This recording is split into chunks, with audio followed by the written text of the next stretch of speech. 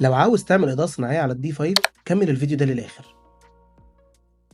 من على الدي 5 ومن هنا من علامة المصباح هضغط عليها هلاقي 4 اختيارات، واللي هما البوينت لايت والسبوت لايت والستريب لايت والريكتانجل لايت. أو من على الكيبورد هضغط على 1 أو 2 أو 3 أو 4، وكل رقم فيهم بيمثل اختيار معين من الموجود في القائمة اللي فوق. 66% من اللي بيشوفوا الفيديوهات دي مش عاملين فولو للقناة. لو حابين تدعموني اعملوا لي فولو وتابعوني على الانستجرام، واكتب لي في الكومنتات كلمة دي 5 لو حابب ان احنا نعمل كورس مفصل عن الدي 5. فمثلا انا هنا عاوز اعمل سبوت لايت، يا اما هضغط 2 على الكيبورد او هختار من القائمة اللي فوق. هحط اللايت على الاوبجكت اللي انا عاوزه وارفعه لفوق شوية بالشكل ده، وعلى اليمين هلاقي قائمة الخصائص واللي منها هعدل شدة الإضاءة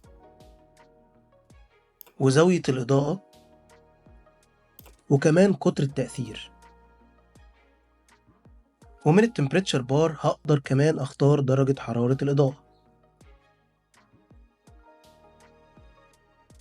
ولو انا حابب اغير الاي اس هلاقي هنا بريسيتس موجودة اقدر اغير ما بينهم، ولو انا حابب اضيف حاجة كاستم هخش على كاستمايز اي اس.